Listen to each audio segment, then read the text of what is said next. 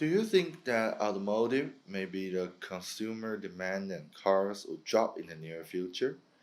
And since we're facing the shortage right now, what about when everything's recovered? Certainly, that is a big risk. From a consumer perspective, there was already, in similar respects, a certain amount of confusion when it comes to should I or should I not buy an electric vehicle. So we talked about range anxiety earlier on.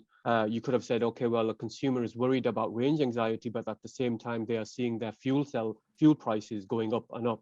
So at some point, they will make that calculation and say, well, it makes more sense for me to go towards an electric vehicle because I will save myself the money on filling up with petrol or diesel.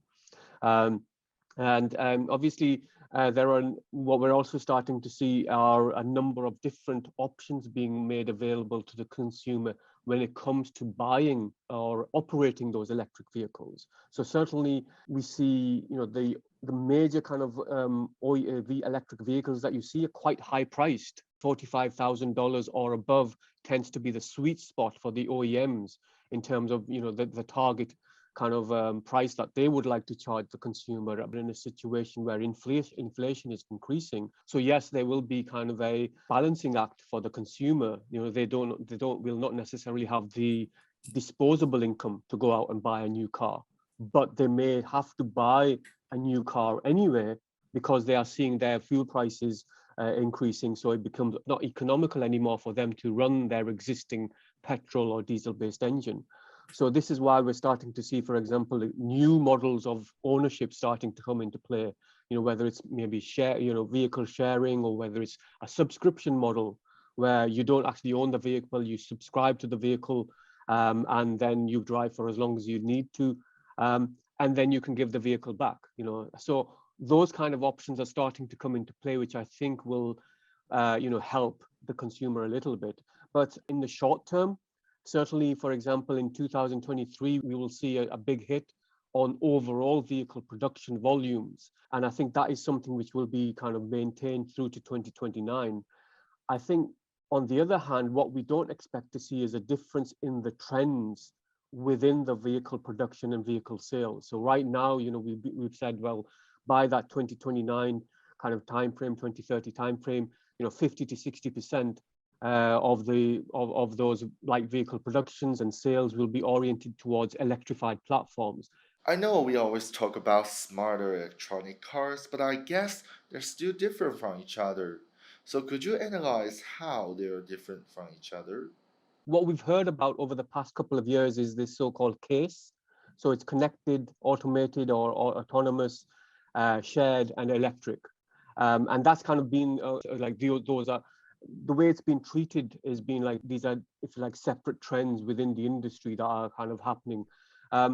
Here at StrategyAnalytics, we kind of see it a little bit differently. So we actually see electrification as a core focal point for all of these other trends.